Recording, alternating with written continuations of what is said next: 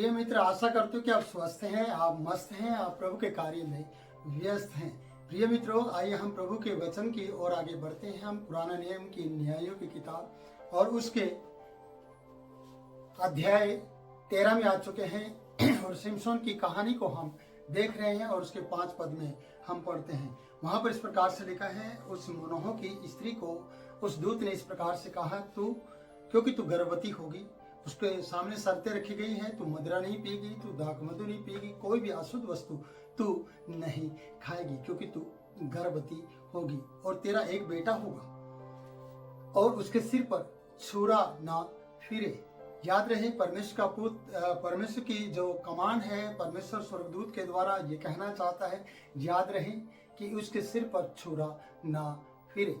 सीधी command है कि परमेश्वर कुछ ऐसा करने जा रहे हैं जो इजरायलियों को छुटकारा देगा इस पुत्र के द्वारा, जो मनोह की पत्नी को भी फिर से वो इज्जत मान सम्मान बख्शने जा रहा है जो उसने अपने आप को तैयार किया है। अब कोई गलती ना हो जाए मनोह की पत्नी से या मनोहा से, तो प्रियो यहाँ पर परमेश्वर के दूत खुद उसको कहता है कि तू दाख मधु नहीं पिएगी, तू मदिरा नहीं पिएगी, तू अशुद्ध वस्तु नहीं खाएगी, उसके सिर पर छुरा नहीं फिरे, क्योंकि वह जन्म ही से परमेश्वर का नाजीर रहेगा और इजरायलियों को फलिश्तियों के हाथ से छुड़ाने में वही हाथ लगाएगा। प्रियो, देखिए परमेश्वर की योजना इस बेटी के लिए कि इसके द्वारा उसे वो इज्जत मान दे और उसे एक पुत्र भी दे, मनोह की पत्नी को, और उसका मान सम्मान बढ़े और इसके पुत्र के द्वारा इजरायलियों को छुटकारा दे। क्यों नहीं परमेश्वर ने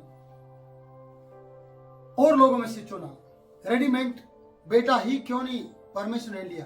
क्यों परमेश्वर एक बड़ी योजना के तहत चलता है? सोच के देखिए जरा, क्यों इस मनोह की पत्नी को उपयोग में लाना चाहता है और क्यों इसे कमांड कर रहा है? क्योंकि परमेश्वर अपने तरीके से काम करता है और लोग हमेशा अपने तरीके से काम करते हैं कि वो रेडीमेड बने बनाई चीजों पर विश्वास करते हैं और उन्हीं को अपने लिए उपयोग करते हैं। कहते कि ये ठीक रहेगा, ये ठीक रहेगा, इजरायलियों में इस तरीके से। लेकिन परमेश्वर कुछ हटके करता है। जब हमारे उद्धार की बात आती है कि जब हमने उद्धार पाया या हम उद्धार के उस कार्य में चल रहे हैं जिसके नाम से हमें उद्धार मिलता है प्रियो, वो है यीशु नाम, जो सर्वश्रेष्ठ नाम है। पृथ्वी पर और स्वर्ग के बीच में कोई और दूसरा नाम नहीं दिया गया जिसके द्वारा हम उद्धार पा सकते हैं। तो उसकी कहानी आप अच्छी तरह से जानते हैं कि उसका जन्म किस प्रकार से हुआ। उसके लिए परमेश्वर के दूत ने दर्शन देकर, जिब्राइल ने मरियम से कहा, जो कुंवारी थी, जो उस वक्त एक बेटी थी, जो किसी ने जब तक उसने किसी पुरुष का मुंह नहीं देखा था, उस समय में परमेश्वर के स्वर्गदूत ने उसे दर्शन देकर कहा, परमेश्वर का आत्मा तुझ पर छाया करेगा या पवित्र आत्मा की छाया तुझ पर होगी और तू गर्भवती होगी। देखिए, परमेश्वर और लोगों को चुन सकता था, लेकिन परमेश्वर यह जानता है कि उसे पवित्र बलिदान चाहिए था, उसे पवित्र एक व्यक्ति चाहिए था जो उसी के अंदर से निकला हो, और पवित्र वो बर्तन चाहिए था, पवित्र वो स्त्री और बेटी चाहिए थी जिसने कोई पाप ना किया हो, जिसने कोई गलती ना की हो, जिसके अंदर वो उसका परमेश्वर का पुत्र जन्म ले सके। और इस तरीके से परमेश्वर की योजना तैयार की गई थी।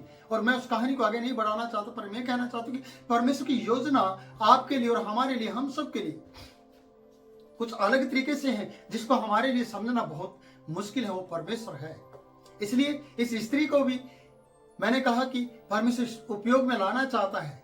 क्यों नहीं परमेश्वर ने फिर से, मैं कहूंगा, रेडीमेड तरीके से इस तरीके को कार्य किया कि वो रेडीमेड तरीके से वो लोगों को तैयार करता। जैसे हम गिदौन के देखते हैं कि गिदौन को वो गेहूं झाड़ रहा था, पर उसके अंदर एक डर था और उसके अंदर एक लगन भी थी कि वो अपने और अपने परिवार को बचाने के लिए वो काम कर रहा था। परमेश्वर ने कहा इसी को उपयोग में लाया जाए, पर अब फिर से उन्होंने परमेश्वर की नजर में बुरा किया है और 40 साल से वो दुख और अंधेर सह रहे हैं। इसलिए परमेश्वर ने कहा, अब मैं इस स्त्री को महिमा दूंगा। अब मनोह के परिवार के इस स्त्री को महिमा देकर, से वंश देकर ऐसा कार्य करूंगा जो सब इजरायलियों के लिए अद्भुत होगा। सब इजरायली देखने पाएंगे कि अरे, इसे बेटा हुआ है जो बांस थी, और दुनिया देखती रह जाएगी। और शक्तिशाली सामर्थी पुत्र हुआ है, पर यह सामर्थ और शक्तिशाली और बल प्राप्त करने से पहले, उसको जब घर में आने से पहले, इस व्यक्ति बेटी को पवित्र रहना होगा। और वो किस तरीके से कमांड करता है परमेश्वर एक अद्भुत कार्य करके कि उसके सिर पर छुरा ना फिरने पाए या छुरा न फिरे, क्योंकि वह परमेश्वर का नाजीर रहेगा। शुरू से ही, बचपन से ही परमेश्वर का भगत होगा और परमेश्वर की नजर उस पर रहेगी और परमेश्वर उसके द्वारा कार्य करेगा और परमेश्वर की ताकत और परमेश्वर का बल इस बेटे के अंदर पाया जाएगा। इसलिए तू अशुद्ध ना हो और अशुद्ध वस्तु ना खाए और ना कोई नशा करे, ना दाक मधु, ना मदिरा, ये सब चीजों को तू अवॉइड करे और इन सब चीजों से दूर रहे। आज मेरी बहन, मेरे भाई, आपको भी और हम सबको भी इन सब चीजों को अवॉइड करना है और इन चीजों से दूर रहना है, क्योंकि परमेश्वर का पवित्र आत्मा कभी भी हमारे ऊपर उतर कर वो अपने कार्य को कर सकता है। आपके लिए भी वो कार्य कर सकता है और आपके द्वारा भी उन कार्यों को करवा सकता है जिसकी आपको जरूरत है, जिसको समाज को जरूरत है। आप जैसे लोगों को परमेश्वर खड़ा करना चाहता है। आप अपने आप को निराश ना करें, आप हताश ना हो, आप परेशान ना हो। आप परमेश्वर का वचन बोले, आप परमेश्वर का वचन सुने, परमेश्वर का वचन पढ़े और परमेश्वर के वचन पर विश्वास करें, तो कभी भी आप निराश नहीं होंगे। इजरायली पाप करने के कारण से बार बार गुलामी में जाते हैं, शत्रु के अधीन हो जाते हैं। मैं बार बार ये बात कहता रहता हूँ क्योंकि मैं बार बार पढ़ता हूँ और पढ़ने में यही बातें आती हैं। कई बार आज भी विश्वासी जन परमेश्वर के लिए ढिठाई की बातें करता है, पासवान के लिए ढिठाई की बातें करता है और ढीठ हो जाता है और वो बार बार बदली और अदला बदली करने में रहता है, लेकिन वो कभी भी अपने मन को नहीं बदलता और पश्चाताप नहीं करता है, जबकि उसको पश्चाताप करने की जरूरत है। यहाँ परमेश्वर ये कहना चाहता कि तू कोई भी अशुद्ध वस्तु ना खाए। अगर खाएगी तो वो बेटा ऐसा नहीं होगा जो परमेश्वर चाहता है। इसलिए परमेश्वर की योजना आप समझिए कि परमेश्वर क्या चाहता है, परमेश्वर की प्लानिंग क्या है आपके लिए, और वो सी प्लानिंग है आपके लिए जो परमेश्वर करना चाहता है। आगे हम पढ़ते हैं प्रियो, यहाँ लिखा है कि वो फलस्तीनियों को, इजरायलियों को फलस्तीनियों के हाथ से या फिलिस्तियों के हाथ से छुड़ाने में हाथ लगाएगा। प्रियो, वो छुटकारा देगा। देखिए कितनी इज्जत का काम परमेश्वर कर रहा है, लेकिन हम बेइज्जती का काम करते हैं। अगर हम परमेश्वर की इज्जत नहीं करेंगे तो हम बेइज्जत रहेंगे।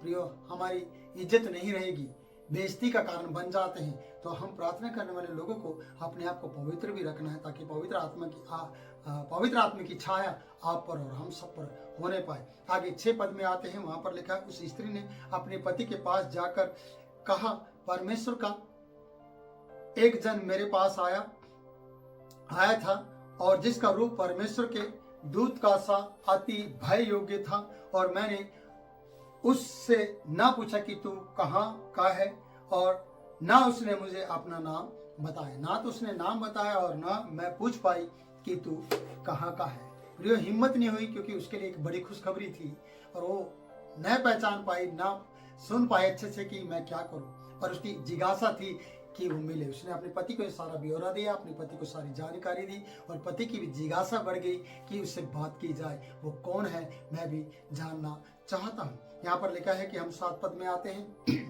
वहां, परंतु उसने मुझसे कहा, सुन, तू गर्भवती होगी और तेरा एक बेटा होगा, इसलिए अब न तो तू दाखमधु या और किसी भांति की मदिरा पीना और न कोई अशुद्ध वस्तु खाना। वो अपने पति को ये सारी बातें बता रही है, क्योंकि वह लड़का जन्म से मरण के दिन तक परमेश्वर का नाजीर रहेगा।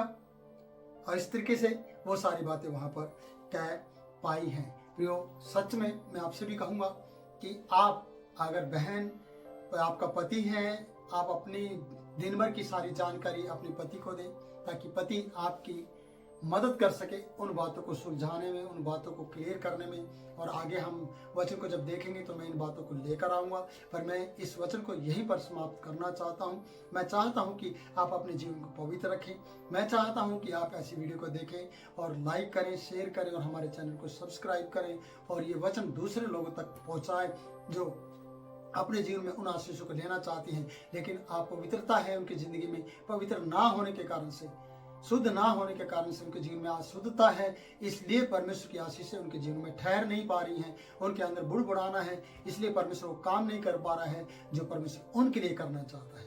आज परमेश्वर आपके लिए भी और हम सब के लिए करना चाहता है, पर शर्त है कि हम उसके लिए अपने समय निकालें और अपने आप को पवित्र करें। प्रभु इन वचनों के द्वारा आपको आशीष दे। फिर मिलेंगे नई वीडियो में नए वचन के साथ। तब तक के लिए मैं आपसे इजाजत चाहता हूँ। जय मसीह की।